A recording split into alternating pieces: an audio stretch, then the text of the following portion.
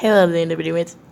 It's your boy Winter, and I have a dream. Because you're gonna react to Martin Luther King. I have a dream. His speech is the whole thing. Let's go.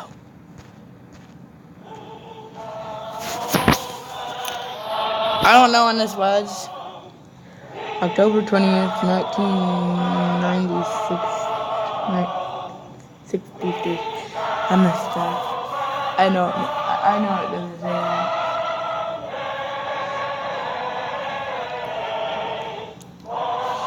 So, if you guys want to go grab your popcorn, so you guys can watch this with me, go grab your popcorn. I'll give you 5 seconds. 1, 2, 3, 4, 5. Let's do this.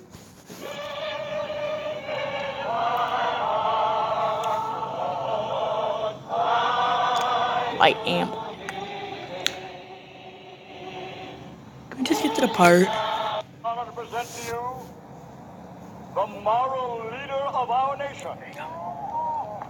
I have the pleasure to present to you Dr. Martin Luther King, Jr. Woo! There won't be a lot of talking or a lot of pausing. I am happy to join with you today in what will go down in history Where is as that? the greatest Comment down below if you guys demonstration know. for freedom in the history of our nation.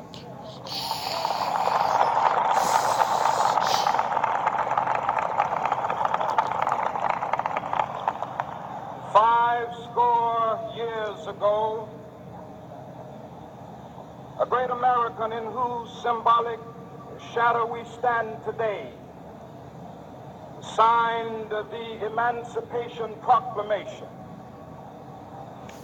This moment, I don't know half of the words he's saying, but I'm just gonna go with this it. decree came as a great beacon light of hope to millions of Negro slaves who had been seared in the flames of withering injustice. It came as a joyous daybreak to end the long night of their captivity. But 100 years later, the Negro still is not free. 100 years later, the life of the Negro is still sadly crippled by the manacles of segregation and the chains of discrimination. 100 years later, the Negro lives on a long... Okay, well, I'm gonna do my opinion before he's done talking. Now, I don't think it's right for you to have a white bathroom. You go in the white bathroom. Now you go in the dirty old black bathroom that doesn't get taken care of, that doesn't get stuff in it because half of the people were black who worked there. Half of the people were white who worked there. None of them was black. If they had black parks, they had all these black stuff. And Martin Luther King just had to change it. He was over with it. He didn't like it no more. On the island of poverty, in the midst of a vast ocean of material prosperity, 100 years later. This will be posted on this video, on this channel, and my reaction channel because I want other people to see it on both of them. The Negro is still languished in the corners of American society and finds himself in exile in his own land. And so we've come here today to dramatize a shameful condition. In a sense, we've come to our nation's capital to cash a check. When the architects of our republic wrote the magnificent words of the Constitution and the Declaration of Independence, they were signing a promissory note to which every American was to fall heir. This note was a promise that all men, yes, black men as well as white men, would be guaranteed the unalienable rights of life, liberty, and the pursuit of happiness.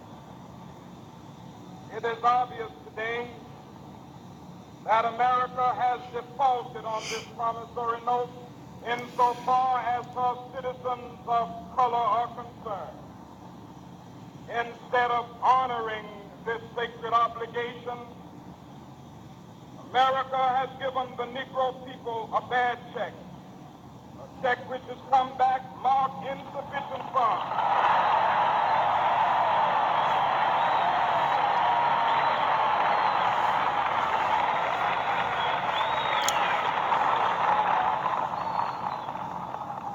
But we refuse to believe that the Bank of Justice is bankrupt.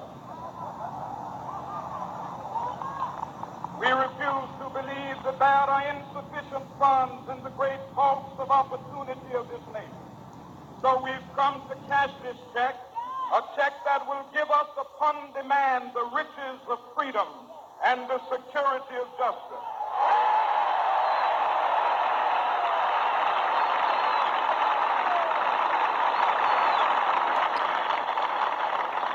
We have also come to this hallowed spot to remind America of the fierce urgency of now. This is no time to engage in the luxury of cooling off or to take the tranquilizing drug of gradualism.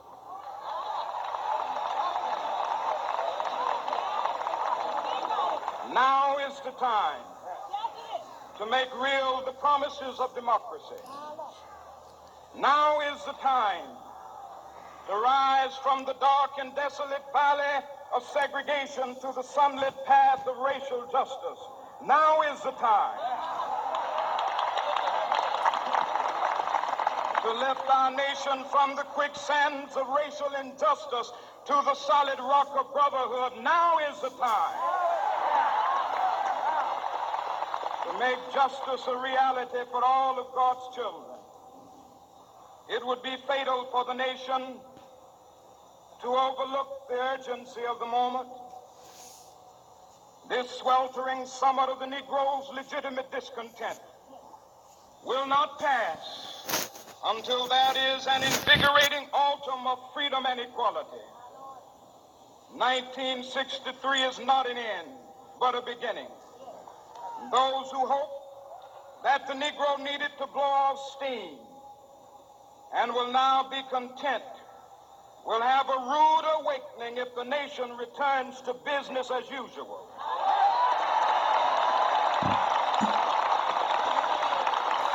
Sorry if I'm not talking. I'm actually watching, and make sure you guys can actually watch too. There will be neither rest nor tranquility in America until the Negro is granted his citizenship rights.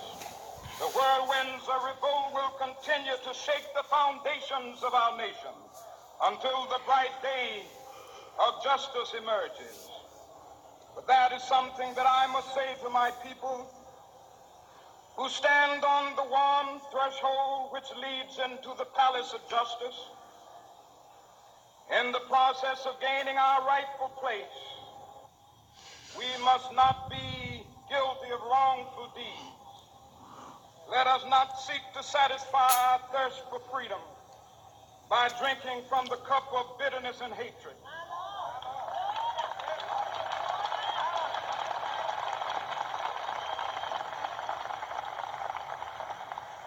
We must forever conduct our struggle on the high plane of dignity and discipline.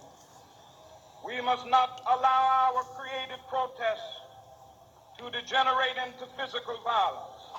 Again and again, we must rise to the majestic heights of meeting physical force with soul force. The marvelous new militancy which has engulfed the Negro community must not lead us to a distrust of all white people.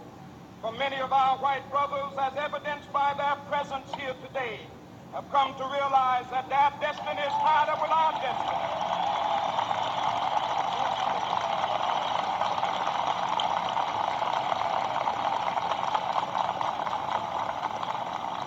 have come to realize that their freedom is inextricably bound to our freedom. We cannot walk alone. And as we walk, we must make the pledge that we shall always march ahead. We cannot turn back. There are those who are asking the devotees of civil rights, when will you be satisfied? We can never be satisfied as long as the Negro is the victim of the unspeakable horrors of police brutality. We can never be satisfied. As long as our body is heavy with the fatigue of travel, cannot gain lodging in the motels of the highways and the hotels of the cities.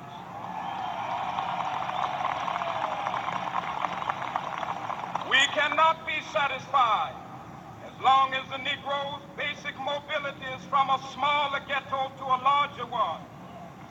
We can never be satisfied as long as our children are stripped of their selfhood and robbed of their dignity by signs stating for whites only.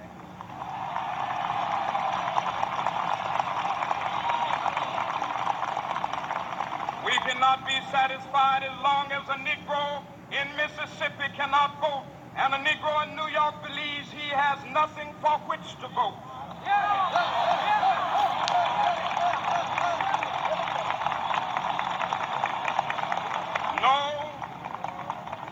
No, we are not satisfied, and we will not be satisfied until justice rolls down like waters and righteousness like a mighty stream.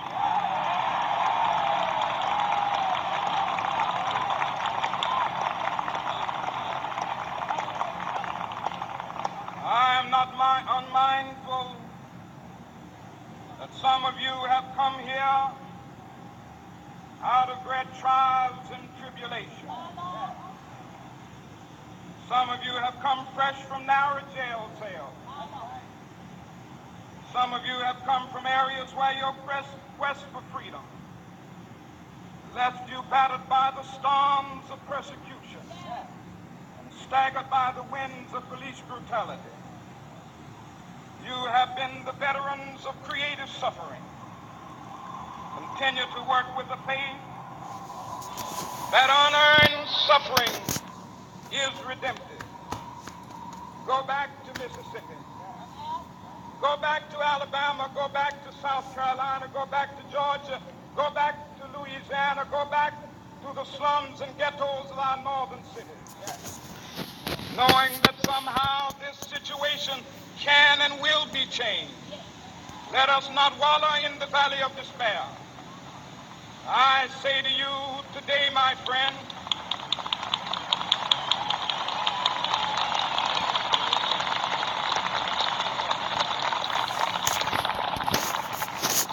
so even though we face the difficulties of today and tomorrow, I still have a dream. It is a dream deeply rooted in the American dream. I have a dream that one day this nation will rise up and live out the true meaning of its creed. We hold these truths to be self-evident, that all men are created equal.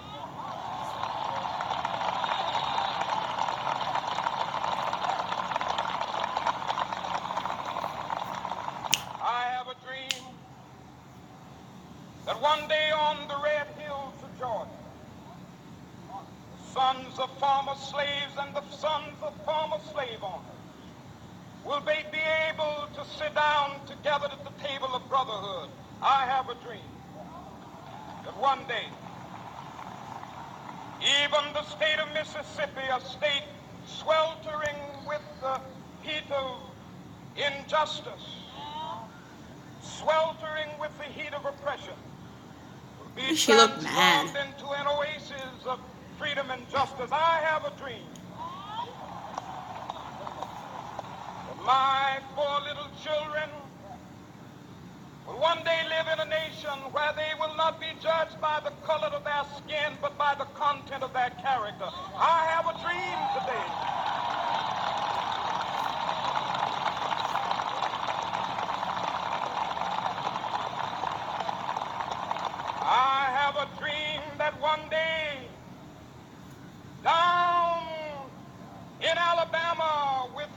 ambitious racist, with its governor having his lips dripping with the words of interposition and nullification.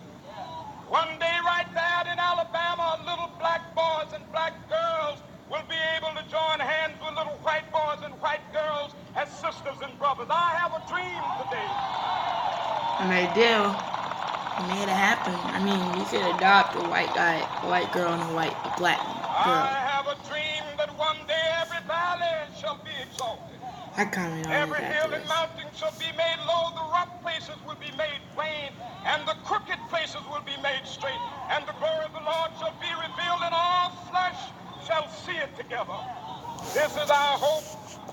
This is a faith that I go back to the South with. With this faith, we will be able to hew out of the mountain of despair a stone of hope. With this faith, we will be able to transform the jangling discords of our nation into a beautiful symphony of brotherhood. With this faith, we will be able to work together, to pray together, to struggle together, to go to jail together, to stand up for freedom together, knowing that we will be free one day. This will be the day. This will be the day when all of God's children we are free to sing with new meaning, today. My country, tears of thee. Sweet land of liberty of thee I sing. Land where my fathers died, land of the pilgrim's pride. From every mountainside, let freedom ring. And if America is to be a great nation, this must become true. So let freedom ring. From the prodigious hilltops of Georgia, let freedom ring. From the mighty mountains of New York, let freedom ring. From the heightening Alleghenies of Pennsylvania, let freedom ring. From the snow-capped Rockies of Colorado, let freedom ring. From the curvaceous slopes of California. But not only that, let freedom ring from Stone Mountain of Georgia. Let freedom ring from Lookout Mountain of Tennessee. Let freedom ring from every hill and molehill of Mississippi, from every mountainside. Let freedom ring, and when this happens, when we allow freedom ring, when we let it ring from every village and every hamlet, from every state and every city, we will be able to speed up that day when all of God's children, black men and white men, Jews and Gentiles, Protestants and Catholics, will be able to join hands and sing in the words of the old Negro spiritual, free at last, free at last. Thank God Almighty, we are free at last. Now, I'm not going to say my stuff that I want to say on this. I will say it on the next video that I'm going to post today. Boom! But I really, if it wasn't for him, we would still have this problem. Black people would still hate white people, half of them. Well, half of them would still hate white people. Half of white people would say hate black people. You have to go to a black bathroom. You don't get a job if you're black. You get a job if you're white. The bathroom is more cleaner than the white.